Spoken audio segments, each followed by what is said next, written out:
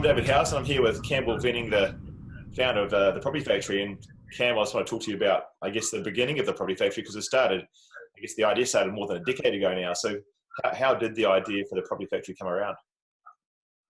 Yeah, good question, David. I've been on this probably close to a decade now, and when I say on this, I start with a problem. I did a quasi MBA, and my thesis or my project or my report that I wanted to create at the end of it all was solving the problem of housing in New Zealand. In that we've got a housing problem, we've had one for a long time, and the current sales and marketing systems or providers don't really solve the problem. And the problem is that there's a lot of people renting in New Zealand. There are a lot of people living in their own homes in New Zealand, but as our population increases and the tenant pool increases because home ownership's declining, we are not selling enough rental properties to house tenants. So if you look at that as a problem, I looked at it then from the agency perspective, from the developer's perspective, and the investor's perspective, and I thought, this is crazy. The solution's right under our nose. So the Property Factory was basically a name that I determined as why aren't we like VW? Why aren't we like Toyota? Why aren't we like the bread factory? You know, realistically, we are so short on housing stock for tenants and first home buyers that it should be as simple as the provider of the stock and the customer meeting in the middle. However, compliance, education, financial illiteracy, also fear. It's a big purchase when you're buying a home or a rental. So there are a lot of barriers which are in the way for the perfect storm to just, consumer to property. It doesn't happen like that. So I guess I wanted to be part of a solution to the problem of helping people get into accommodation, whether it be tenants for a home or whether it's investors for an income in retirement. Because if you look at investment property, I believe it should be a commodity. It's like a stock on the stock exchange. It's like putting your money into the bank. It's like government bonds. It's just another investment vehicle to provide someone with an income. And the great thing about housing, it also provides someone with a home. And that's the tenant or the first home buyer, but it's solving a problem that we've got in New Zealand, and it's getting bigger by the week. Every year, every month, every week, we have more and more people arriving into New Zealand and growing as a country naturally. So the long story here is that the Property Factory was born from a fundamental problem that's been in New Zealand for a very long time. Okay, and with more than 2,000 transactions under your belt now, what type of property opportunities or strategies do you focus on? Yeah, that's a really good question. If I look at my property career, which is nearly not quite 30 years, it's between 26 and 30, depending on how far back I look in terms of when I first got involved. I first got involved as a master tenant or a head tenant in a building, in a house. But in terms of the stock that we're focusing on, we've moved. We've made a massive change. Second-hand stock in New Zealand is always going to be bought and sold and bought, depending if you're the buyer or the seller. So we'll always be involved in second-hand stock. But if you look at New Zealand as a physical space, if you look at our population locations, if you look at urban sprawl, if you look at revitalisation of older areas into new builds are the only solution to fix New Zealand. And when I say fix New Zealand, mass produce stock or houses or rentals for tenants and an annuity or an income for investors. So we made a big shift about 7 years ago just to new stock, new builds. Now, our agencies that we're involved in will deal with second-hand, but if you look at the bulk of what the factory does, the Property Factory, it's all new, or if at worst, near new to the point that it's less than a couple of years old, which is quite rare that you'd find something like that, but it does come up from time to time. Okay, and we've seen this shift in the market. It's almost like we've had a coming of age in New Zealand with a shift away from broken down old properties that you buy and renovate and remodel and landscape and then rent out. And this changing regime of being required to provide a higher standard of accommodation if you're a landlord to tenants through insulation and better quality properties. I mean, buying new property sounds great, but there's some real pitfalls buying off the plan, especially when you haven't seen a completed product. What are some of those pitfalls to watch out for? Well, you're right. One of the reasons that we've got a successful business is that people they're not familiar with buying off the plan. And we help break a lot of those barriers down, whether it be the investor or the first home buyer. Buying off the plan is scary because you're giving someone a lot of money at the front, and you're hoping, praying, have faith that they're going to deliver you the product. And so I get the fact that it's scary. But the alternative is, as you said, secondhand, not insulated or not compliant. The compliance rules on secondhand housing is only getting greater. And I agree with that, because if I look at New Zealand's housing stock in the secondhand space, some of it's not habitable. New Zealand has lost appreciation a number of years ago because landlords were not reinvesting in the properties. And that's terrible. You know, as my kids get close to leaving the nest, I don't want them living in cold, horrible, miserable flats in Invercargill or Dunedin or even Christchurch, Wellington, or Auckland. I mean, the second-hand housing stock for tenants is terrible, and it's getting publicised across the country in the news. And the government's doing the sensible thing by enforcing measures to make it warm and watertight and safe. But that's hard to do on an old property. It's like an old car. It costs a lot of money to maintain them. And when you're getting a brand new house with a 10-year warranty, double glazing, latest standards of foundations, latest standards of building solutions and technology, why would you buy secondhand? Typically only as an emotive reason because people are familiar with it. But gone are the days where the DIY landlord is efficient. It doesn't work anymore. New stock can sometimes be cheaper than old stock in the same location. So, in fact, the project we're about to launch is an example of that. The second-hand stock average price is higher than what we're selling new stock for. Crazy. Okay, and so that brings me to developers. I mean, historically, developers sell directly, or they sell through your typical real estate agency. And what is it that attracts developers and builders to working with a property factory as opposed to those traditional channels? Well, this is actually where I kind of had this epiphany a number of years ago. I was looking at, we started dealing with builders and we started dealing with investors. We've been dealing with investors for a very long time.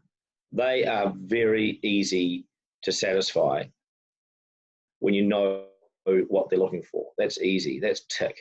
But when it comes to the builder and the developers, they've got a tough business. Take builders. They typically have to take a position in a housing subdivision. They have to buy the land. They then build a house, and then they put a salesperson in that house who's sitting there waiting for people to come and not buy that house, but use that house as a image or an experience of what the house is going to be that they're going to build. And invariably, they'll build something different. So that's a tough gig if you're a builder. It's expensive. It's very capital intensive. It takes time. And then you're crossing your fingers that people will buy that type of house. Some of the builders have 60 plans. I couldn't think of anything worse than shuffling through 60 sets of plans. You're like looking at 60 cars to buy one.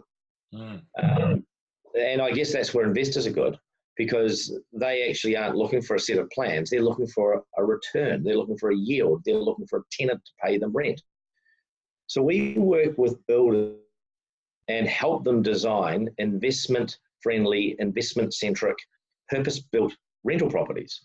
And we've been doing that for a long time. So in the builder's eyes, they love us because we take away an emotional buyer.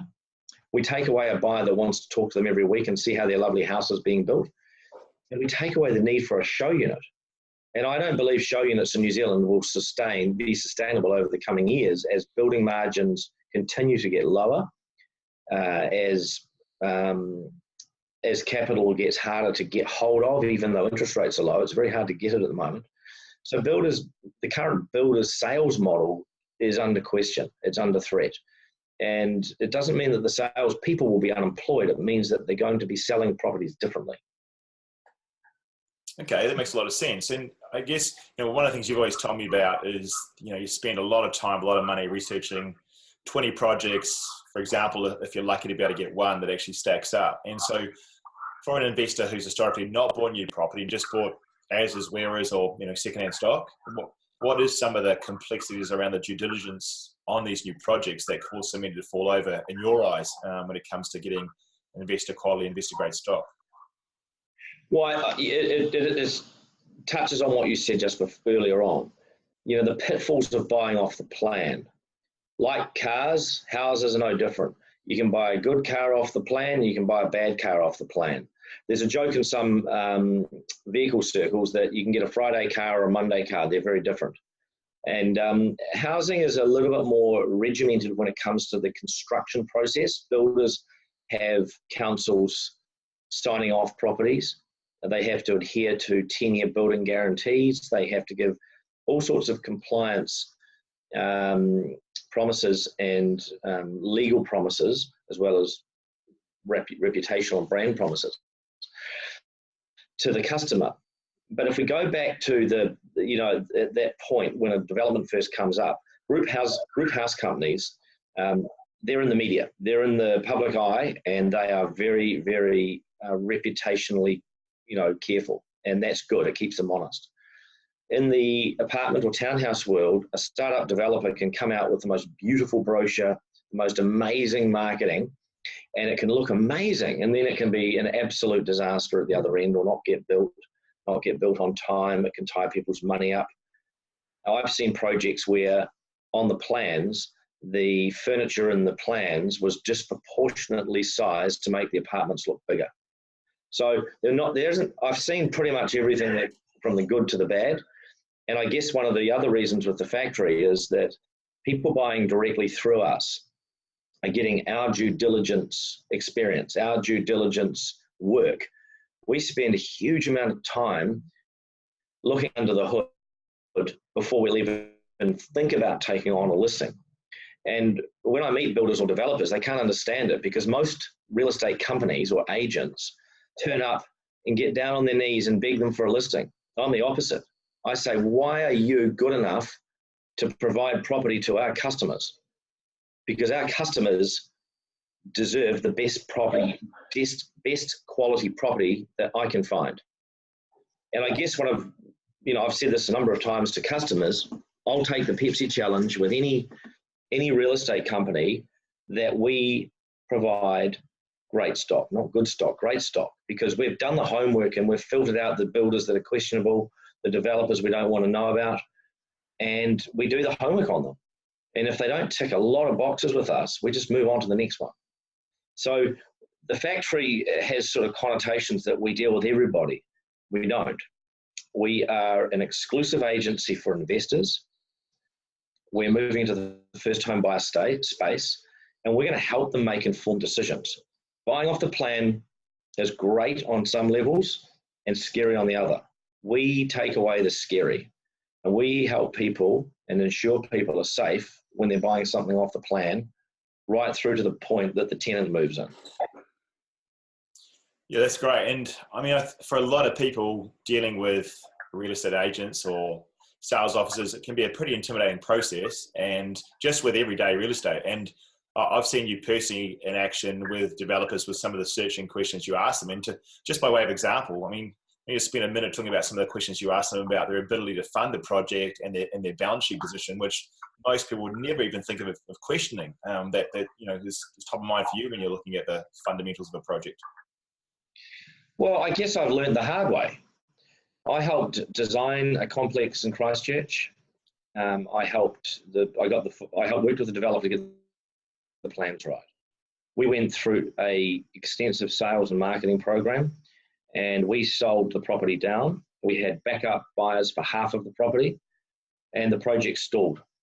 The project stalled because at the time construction costs were rising in Christchurch, and the developer got caught with what's called a funding margin deficit. And the banks will only lend if the development or profit margin for the builder is acceptable to the bank. And in this case, it came outside of those margin levels. So the project stalled. So the developer had to go back to the customers through me and our team, and we had to resell the project for a higher price. Now that's tough. That was really tough. And we also dropped our fees to make it work because we had customers that were perfect for the project.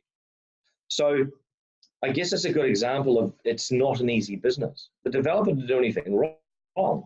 The market, they got caught at a very, very bad part or time of the market where construction costs were just rising.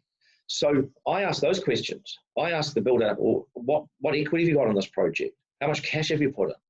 What are your funding lines? Who are your funders or funder? Have you got bank funding? Have you got resource consent? And I know all these questions because I spent 3 years as a developer, and it's a tough gig.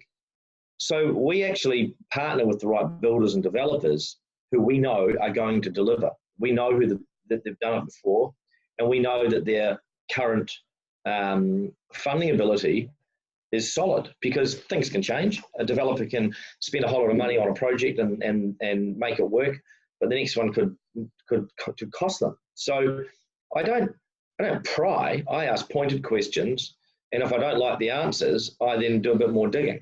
And then sometimes I have a very frank discussion saying, we need to see the equity you're putting into this project. We need to get comfort from your funder that you are going to build it. Because it's all well and good selling a whole lot of houses or townhouses or apartments off the plan. But if the builder doesn't build it, you've just tied up a whole lot of money for a long period of time. So we do the homework that any very prudent buyer should do, but often is the case that they don't do it, so we do it for them. That's great. And I've personally invested in a couple of projects previously in the Auckland market where money's been tied up in trust for 2 years. The developer doesn't develop it, can't complete it for whatever reason, and you've lost that opportunity in the market, that 2 years of growth that often happens in the meantime, and now you've sat on the sidelines and you've got to start all over again. So it can be expensive if the development doesn't proceed, even if you get your deposit back. So this brings me to off the plan, achieving pre-sales targets. Some investors understand pre-sales. What are pre-sales and why are they important in the scheme of things, and how does the Property Factory help developers achieve those pre-sales targets? Yeah, again, and this is a bit of an education for people on how a project off the plan works. Because typically you're starting with a blank piece of dirt, a blank piece of land, empty.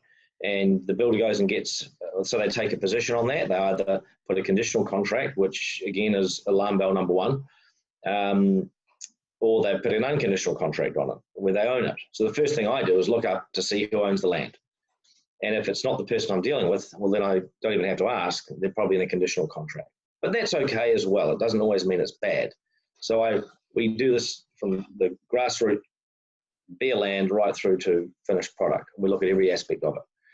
So you asked about pre-sales. So a builder typically or a developer has to get a piece of land, get a resource consent to build X number of units on it, and then they go to price it, or they should go to price it at that point, and then they go to sell it. But often someone in the world, well, not someone, but developers will often jump the gun. They'll get a bit of land under contract, they'll get a resource consent very quickly, and they'll get the real estate community excited to go and sell it.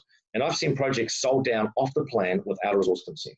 And whilst that might be okay if they get the resource consent and then they build it, they're very early in the stage of the project. But what they've done sensibly from the builder's perspective is they've de-risked it.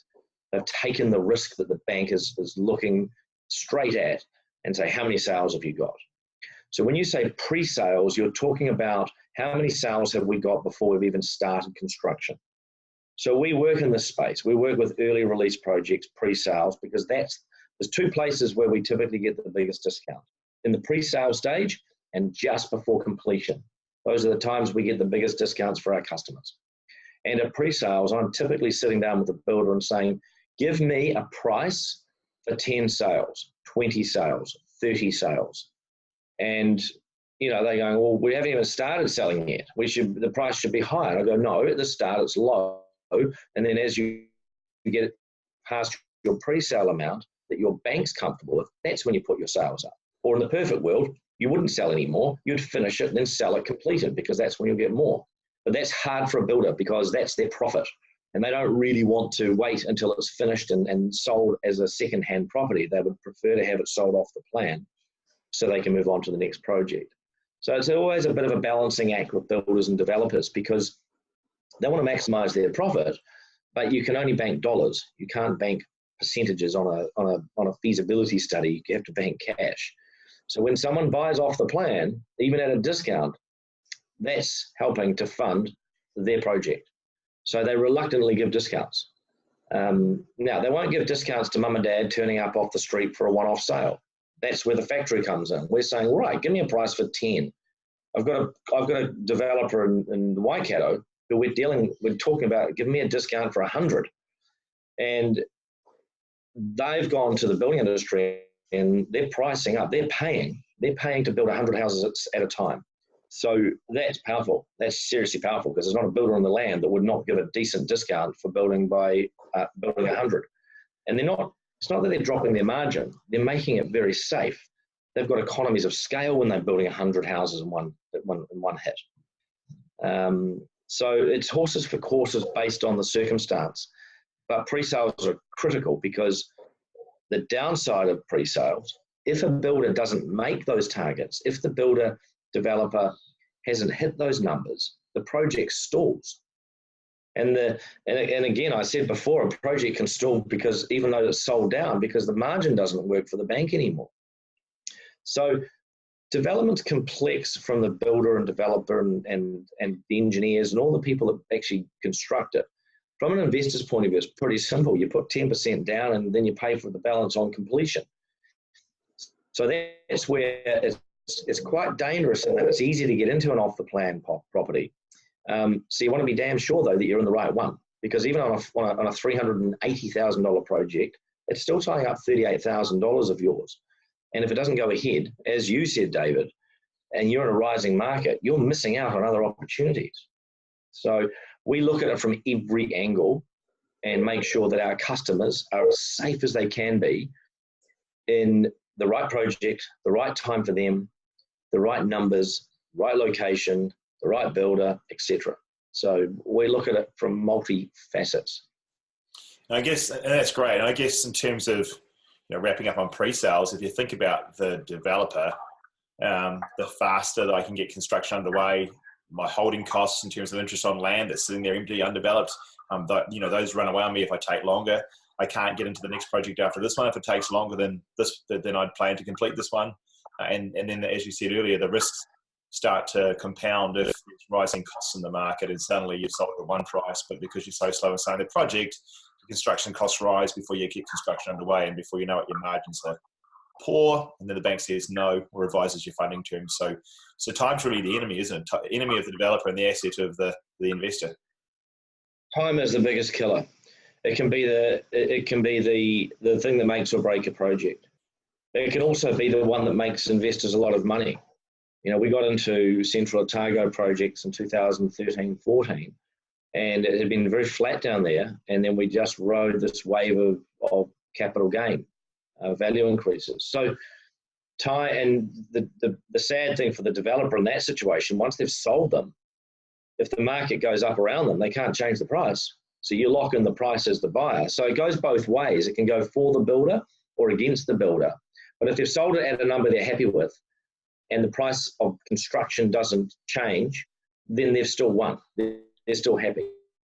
If the client then gets value uplift, and this is where we come in, we're looking in locations, hotspots, where we're predicting value lift whilst the house is being built before they have to pay for it.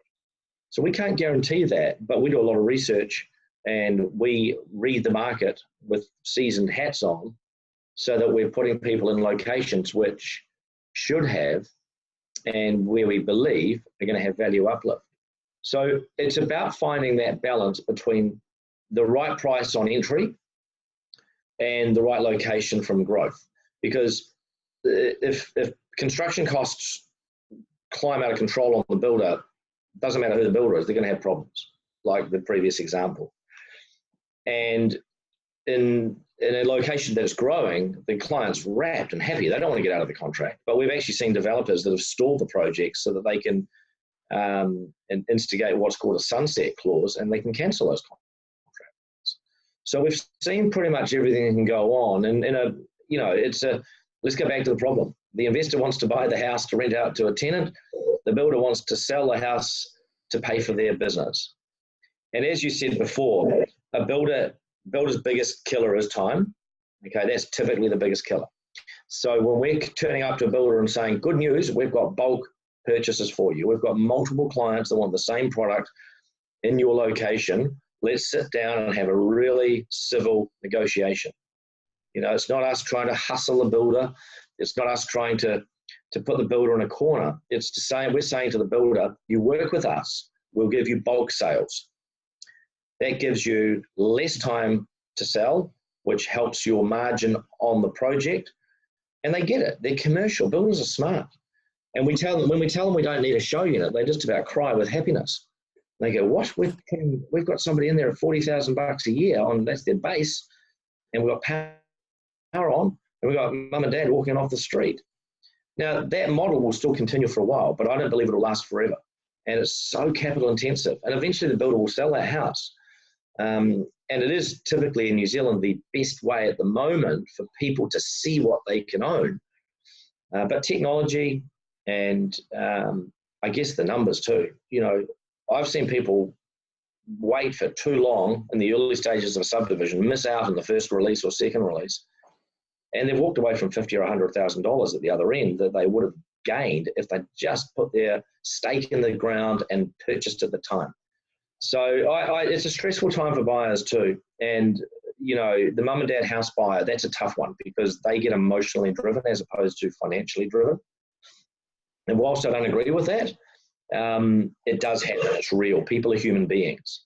And I guess what I do is I try and sit down with a client, even if it's a mum and dad buying a house. I say to them, this is a financial transaction. Yes, it's your home. It's your castle. Yes, you want to make it the place where you bring up your family, and it's going to be lasting memories, and it's going to be an amazing home. But don't overcapitalize it. Don't spend too much on it. You know, you won't live in that home forever. Not many people do.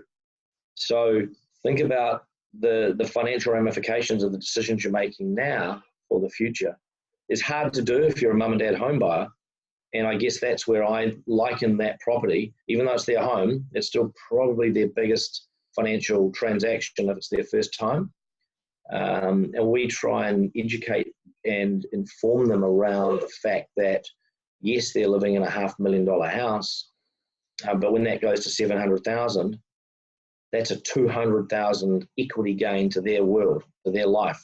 They can sell it and cash it up and spend it on holidays and fast cars, or they can reinvest it into another house and another house, and all of a sudden they're a 3-property investor and living off rents in the future. Okay, and so as we look forward now over the next sort of 12 to 36 months across New Zealand, what do you really see in terms of the geographic opportunities for investors if you're going to sort of pinpoint that down to half a dozen locations to consider over the next sort of 12 to 36 months, particularly where you've got investors in markets that may have flattened out who now have to make the sort of tough decision, do I continue to reinvest in a market that might go sideways for the next 3 years, or do I migrate some of my gain to other emerging markets so I can start to not only secure off the plan property, but actually ride that gain before settlement from a rising market and getting the timing right? No, we're in a really interesting market in New Zealand at the moment. I still think it's extremely predictable, but it's an interesting one. Historically low interest rates, potentially going down again. A housing shortage we've never seen before. You know, a government who are aware of it have had a crack at fixing it, and it's been an epic failure for the Labor government. And we're all holding our breath, waiting to see the re-engineered or the revisited Kiwi Build program that they're going to relaunch any day now. And we're looking forward to it because whether you vote Labor or National or whoever, we do have a housing problem, and it's not a simple thing to fix. And Labor's first crack at it has been an epic failure, no matter who you vote for. Because we are growing, we need more people, we've got lots of land, and we've got low interest rates. So in terms of the landscape, you asked about location. It's all about location. And if you've been in a rising market like Auckland, you have huge opportunity in front of you. And if you want to be safe in the long term and diversify your risk, because everything has risk. Walking across the road has risk. Flying in an aeroplane has risk. Everything has risk, and no one can actually guarantee what's going to happen to a certain location. But it'd be fair to say if you invested in Auckland 6 or 7 years ago, you've made a lot of capital gain. Whereas if you invested in Christchurch 4 years ago, you've probably had no capital gain. So we look at the market, and then we look at the markets within the market, and we pick locations which we believe have a majority of arguments, factors, drivers, signs, indications that it's going to get solid growth. When a location grows at 20 or 30% per annum, as a property trader, that's wonderful. As a property investor, it's dangerous because it's not sustainable. If you look at the long-term growth in a property market, 6 to 7% is average. That's typical. That's okay. If you're getting 6 to 7% on your money, that's good. It's not the greatest return in the world, but it's a safe return. It's better than putting your money in the bank. It's better than putting your money into government stock. So we look at a balanced view of someone's circumstance. Somebody with a high income has the ability to fund shortfall. Somebody with a lot of equity but low income has the ability to buy, but they're limited to cash flow or cash flow more solid locations or cash flow stronger locations. So everyone's different. Everyone's got a different set of financial circumstances. So we try and find locations that meet everybody's personal and current financial situation. Match that with locations that just make long-term sense. So location's always first. There are certain places in New Zealand I would not recommend people invest. And there are other locations that I would recommend people definitely invest. Auckland is New Zealand's only true international city. And when I say true international city, I'm talking about of substance and size. Auckland's a dangerous city to invest in on some areas. In other areas, it's plainly obvious to invest in. So there are product and locations in Auckland which are very sensible and safe to invest in. And there are other areas in Auckland which you could end up with negative equity if you buy at the moment. So we help people make those informed decisions. And then we look at other locations, and there are certain suburbs and towns and cities in New Zealand which are just they've got red flashing lights on them saying, I'm too cheap, this is too low, it can't last this low. And I'll give you the example in Wellington. I've just had a weekend in Wellington watching the almighty Hurricanes thrash the South African Bulls.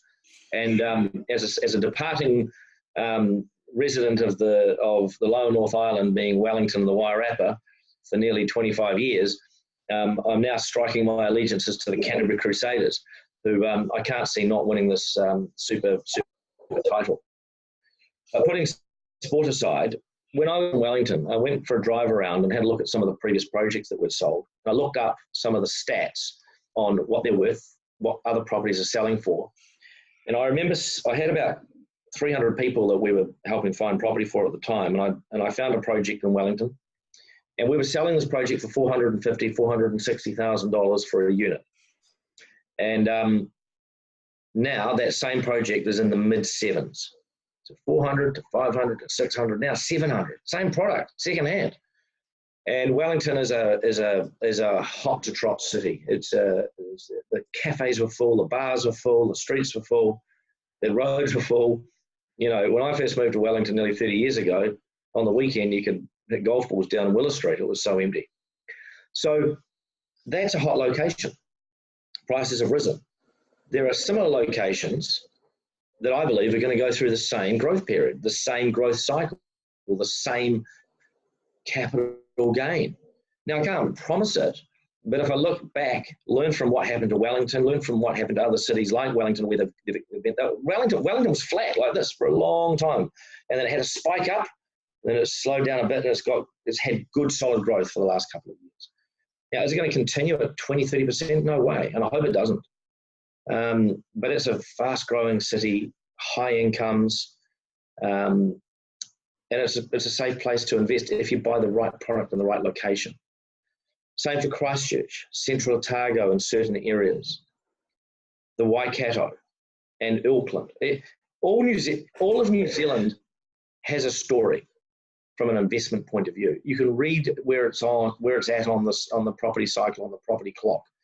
There are a lot of companies that educate people around these theories, but it's actually not rocket science. You just have to apply good property economics, good long-term, low-risk investment philosophy to it, and it makes sense. So we help people do that. And again, the factory as a name is like, if we're like a factory where it's a commodity. We're helping developer builders push their properties down the factory line to the consumer at the other end. But we don't want grandma to buy a Ferrari. We don't want a first home buyer to buy a Lamborghini. We want the right product for the right client. And then when they're ready to get a second car and a third car for their teenager, we'll help them do that. And I like car analogies. I'm sorry, I use sport ones as well. But in the world of housing, people should buy between 3 to 7 properties over a period of time, depending when they enter the property market age-wise. And if they do it right, if they do it long-term, low risk, end up with an income in retirement that they can live off. So I don't think it's rocket science. And I guess from a business point of view, what we're trying to do is to make it easier and cheaper for the consumer, the investor, the first-time buyer, to get the property as low as possible in the right location. And the law of economics help wash that out, because the market, or the real estate industry has always been what I call a list and hope. The agents want the listings and they hope like hell they sell. And we've applied it differently. We have a buyer, we know what they need, we know what they want. So we go and find that right property and we match them. It's, to me, not rocket science. It's a bit like those dating shows. We're just trying to match people.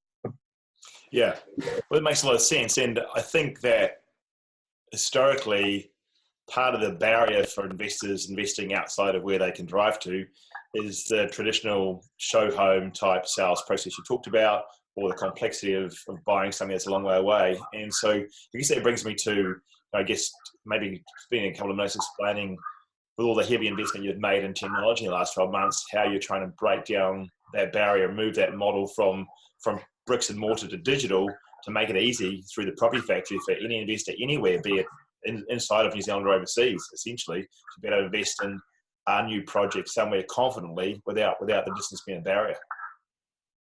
Well, you mentioned overseas and technology, and those two words are real.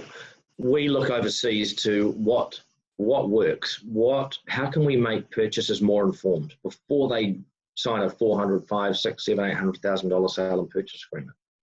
The last thing I want is a purchaser making the wrong decision. The great thing about technology is that the consumer, the purchaser, the landlord, the investor, the first home buyer, they have tools now at their disposal that can give them the information. Now, it's all over the place and you have to hunt for it, but it's out there. So we help people with that. We make that information available. They can actually have a look at what properties are selling for in that location. They can see the value of the property. They can see the rents. They can see the forecasted forecasted population growth. They can see if there's a train station coming in. They can see if there's a bus stop coming in, a new school. All of the information that drives capital growth, that drives population sprawl, that drives infrastructure spend, is now much more readily available than it used to be. We used to spend a lot more money. We still spend a lot, but we used to spend a hell of a lot more on economical data, research, and historical statistics that gave us comfort to go into a location. That information is much more accessible to people. And I guess where we come in again as the factory, people know it's there, but they don't do it. So we do it for them and give it to them. And that's where we work closely with the buyer and almost have an economical discussion or debate. Does this make sense or doesn't it? And the toughest thing for consumers is choice. There is a lot of choice out there amongst builders, amongst developers, amongst locations. And everyone says, oh, what's the best property deal? And I go, there isn't one. I said, there's the right property deal for you or the wrong property deal for you. If we go through a process together, you will work that out for yourself. And yeah, we're not brutal. Well, sometimes I'm brutal with builders and developers, especially when they act like Donald Trump and act like we should be, kissing their backsides for their listings. I laugh at them. I'm going, good luck in the list and home market. Because if I get to that discussion, I just think, do I want to work with this person? And that's not being arrogant, that's being sensible. Because if someone's trying to screw the scrum at the beginning of a relationship, walk away. You don't want to know about it. Where our clients, our developers, our builders, we partner with them. We're trying to help them. They don't want to be sales and marketing experts. They don't want to employ people to sit in show units. They want to focus on what they're good at, and that's building apartments, building townhouses, building houses. And we say that to them. We go, we are good at sales and marketing. We are good at educating and informing. How can we help you design the right product? I mean, often we'll get builders saying, this is our product, it's perfect for investors. And I sit down with them and I go, this is the worst product in the world for investors because of A, B, and C. So we inform and educate both sides of the fence. And I guess we can only really do this because we've been doing it for a long time, and we've seen projects that are successful and we've seen projects that aren't so successful.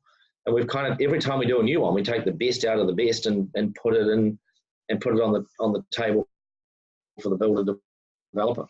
And it surprises them that we say to them, we are holding the hand of the purchaser right through until the tenant moves in. Because typically developers don't care, they just want the thing sold. But we care, because if our client's been left with a lemon, that becomes our problem because we sold the property to them. So we really care about the consumer. We respect and work with the developer builder, but we are not afraid to say the hard yards to them and say, you shouldn't build that type of property in that location. You've overcapitalized it. It's the wrong property. So both sides like it when we give this honest feedback, and it works. We've had some very, very successful projects over the years, and you can check out our website. Happy tenants, happy investors, happy builders, happy bankers. The banks like us because we keep the builders honest, and we bring the right investor and the right client. And right now, the banks are very stringent and hard on checking a customer's ability to purchase. And investment property is so easy. It's the math. It's math. So can the client afford it? Have they got the equity? Have they got the serviceability? And if the bank says no, that's a good sign that you're on the wrong property. And if the bank says yes, it's a good sign that you have, but don't rely on the bank to make that decision for you. Arm yourself with information and then make that decision before it goes to the bank. Yeah, I can agree completely. And I mean, one of the things that's exciting is we've evolved from, 10 or 15 years ago where investors had a lack of information around projects to people like the Property Factory who started to provide that information. But in the effort to provide that information, that quickly grew into 50-page documents, which is hard for the average investor to digest. And now with all the investment you've made in technology recently, you've evolved to this world where the information is all within the website. Most of it's live. Maps are interactive. Sales data is interactive. Demographic data is interactive. The use of video and other aerial footage means from an investor point of view, if you live elsewhere or you're an expat investor who lives overseas, you can now get access to that information in a really dynamic, interactive way, as opposed to not having access to it or just being so large in volume and overwhelming that it gets all too hard to digest. So I think that's really exciting in terms of the step making into the future with that information through the Property Factory website for investors. So that brings me to, I guess, the next question. If somebody's watching this on YouTube or listening to a podcast and they think this sounds exciting, what's the next step they take in terms of becoming a member of the Property Factory? How does that work? How much does that cost? And how do they take advantage of the services? Yeah, it is a good question because, we don't have 100 staff. And if I look at the area of what are we? We are a provider of long-term, low-risk investment property to investors and first home buyers, because I believe everybody's first home becomes their first investment, or should become their first investment. We are not a mentoring program, a coaching program, an advisory program. But what we do is provide clients with so much information that they can become extremely informed. I've owned a number of businesses that coached or advised or mentored people. And I guess it's the approach I take even to the builders. You know, I believe I've got an obligation to help that builder make the right product, because if they make the wrong product, it's going to sit there empty, or it's going to sit there underutilized. That's crazy. I don't want to see that. I want an efficient economy. So we have got a lot of digital resources, and when people sign up as a member of our service, free member or paid member, they can get a lot of information, because that saves us having to one-on-one people, because we just can't. You know, the world of commerce has changed to the point that if I had a team of advisors, the price would be more. I'm trying to run and keep our business as lean as possible with the right experts around us to ensure that the customer's informed. They can buy the cheapest possible price. They can pay the cheapest possible. They can pay the least amount they have to for the right product. So we're working on, like I call it, a wholesale model. So where do you start? With our website. Jump on our website. Go to one of our online events. Come to one of our physical in the room events. We are still doing that. It's a powerful way for us to get the message across to a lot of people about an exciting project, and we're going to be doing these regularly. We've got a lot of projects coming out to launch, and we can then put you in touch with the right advisor, coach, mentor, financier, lawyer, accountant. We've got a team of advisors behind us, but they're partners, and we've picked the right partners who know what they're doing. So it starts with us on our website. We have a link that you can click on and you can become a member. You can subscribe to our service. If you're not ready to do that, cool. Come to an event, whether it be online or in the room. Check out the information on some of our property deals. And we are literally launching our first one at the moment. And we'll be launching another one in the days and weeks to come, and then another one and another one.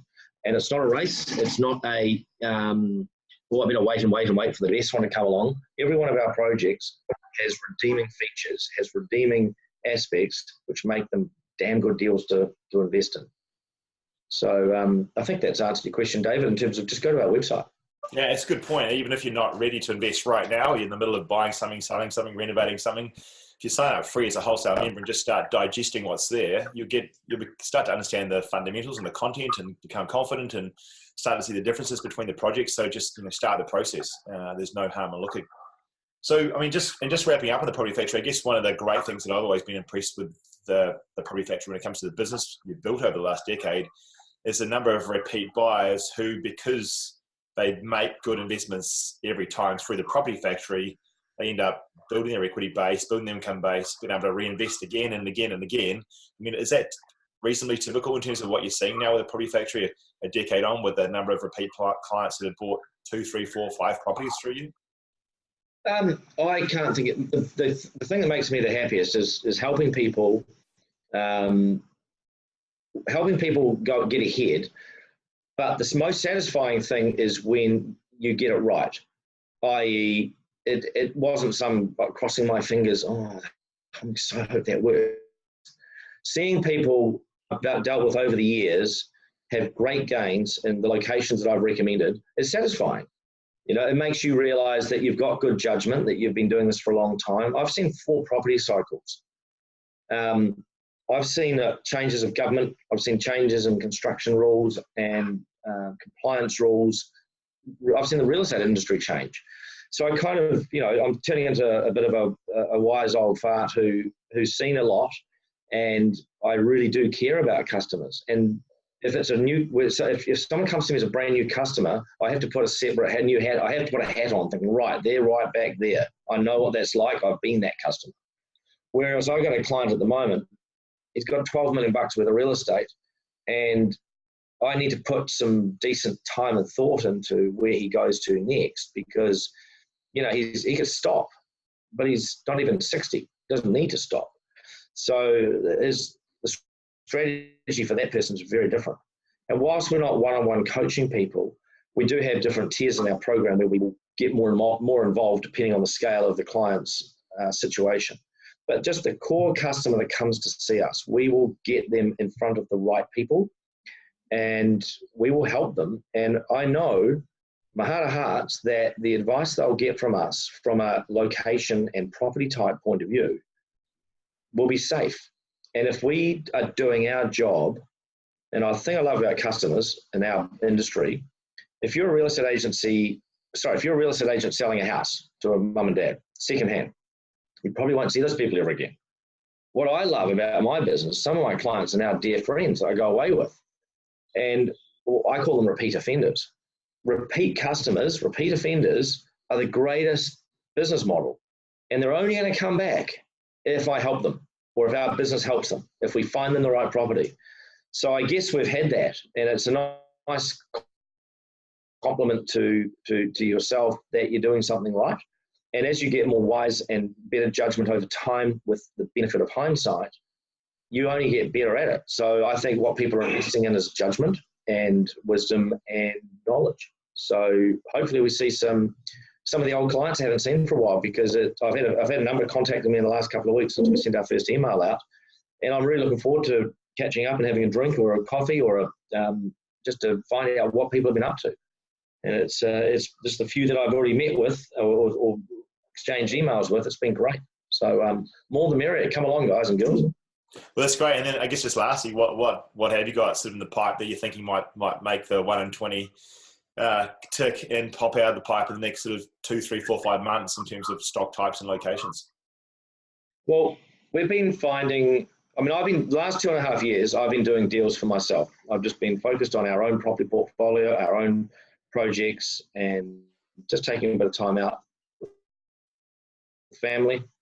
And during that time, though, I've kept in touch and I've kept my finger on the pulse from Auckland down to Central Otago. So we're now lining up projects and property opportunities from Auckland down to Central, and we'll probably venture into Otago and Southland as well, because there's some exciting things happening in those regions. People are moving around the country at the moment. Migrants obviously still come in mainly into Auckland, but they are starting to filter south. So therein lies opportunity. And if somebody's got 10 properties in Christchurch and their next property purchase should probably be somewhere else. So we work with a client to make sure that they buy in the right location. And in terms of projects, we've got stuff in Central right now. We've got stuff in Christchurch. We've got stuff in Wellington. We've got stock in the Waikato. We've got stock in Auckland. So we are always looking for new locations, but we put our property into a bucket in terms of does this location make sense for the client? And some locations we won't do a lot in, but it does make sense for certain people. So, but if I look at the bulk of the properties that we will provide for customers, Central Otago is a hot spot. Christchurch is everybody should have property from Christchurch, because it's not going to get any cheaper anytime soon. And it's been flat for a very long time. Wellington's a rising market, but there's new areas popping up all the time up the Kapiti Coast and in the Wairarapa. Central Waikato, the link between Hamilton and Auckland and Tauranga, there are some hot spots amongst that triangle, the golden triangle they call it. And then Auckland, with a very, very fine-tooth comb. Auckland still makes a lot of sense in the right locations with the right product. So I haven't really split the atom there with anything that is out of some sort of science manual. But those are the growth areas in New Zealand right now, with a few regional exceptions that might make sense for a certain investor, where we might recommend a smaller town based on circumstance. That's great, Campbell. Thanks for taking the time out of your busy day to give us the history of the property factory and also a big update on where to next. So I'll want to wrap it up there, and we'll see you on the next one. Cheers. Thanks very much, and look forward to seeing everybody.